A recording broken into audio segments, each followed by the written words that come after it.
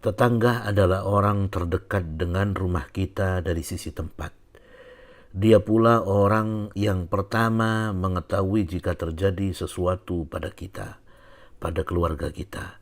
Tetangga inilah yang membentuk lingkungan masyarakat.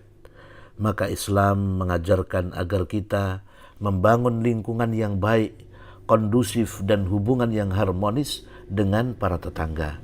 Karena mereka juga akan berpengaruh terhadap akhlak dan perilaku anak-anak kita. Rasulullah Sallallahu Alaihi Wasallam menegaskan tentang bagaimana agar kita senantiasa berbuat baik kepada tetangga.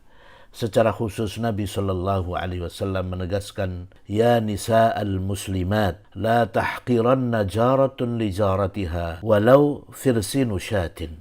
Muttafaqun alaih. Nabi SAW bersabda, wahai kaum wanita muslimat, jangan sekali-kali seorang tetangga meremehkan pemberian kepada tetangganya walaupun sekedar memberi telapak kaki kambing. Hadis riwayat Bukhari dan Muslim. Artinya di sini kita tidak boleh meremehkan pemberian kepada tetangga. Telapak kaki kambing adalah tulang yang sedikit dagingnya. Istilah ini sebagai simbol agar kita tidak meremehkan pemberian sekecil apapun untuk tetangga kita. Sampai-sampai Nabi SAW juga menegaskan, idza tabakhta maraqatan fa'akthir ma'aha wa ta'ahad jiranaka. Apabila engkau memasak kuah, maka perbanyaklah airnya dan bagikan kepada tetangga kalian. Hadis ini disahihkan oleh Syekh Al-Albani. Nabi SAW dalam kaitannya membangun hubungan yang baik dengan tetangga banyak memberikan anjuran, pesan, wasiat kepada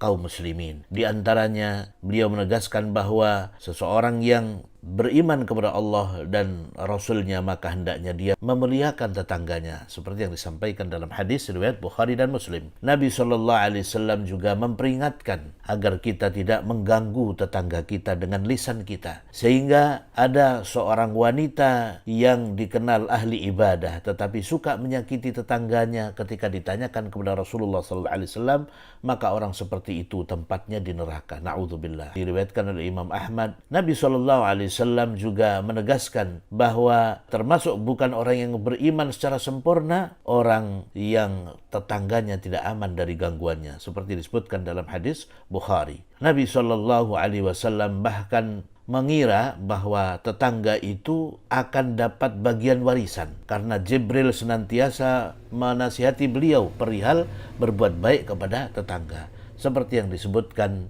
di dalam hadis Bukhari dan Muslim. Bahkan di dalam ayat Al-Quran Allah Subhanahu wa Ta'ala berpesan kepada kita kaum muslimin untuk berbuat baik kepada tetangga seperti disebutkan dalam surat An-Nisa ayat 36.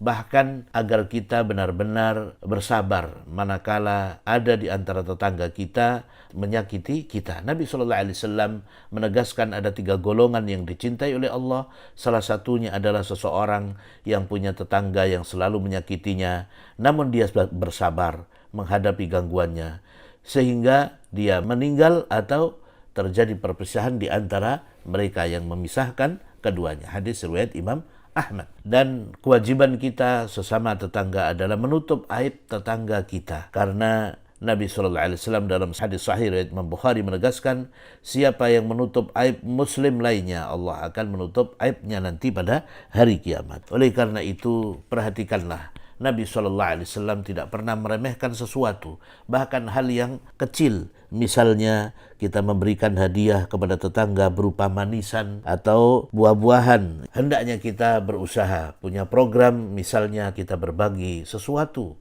untuk tetangga kita. Atau ketika bepergian kita selalu ingat tetangga dengan membawakan oleh-oleh untuk mereka. Inilah di antara tuntunan Islam, mudah-mudahan kita bisa melaksanakannya.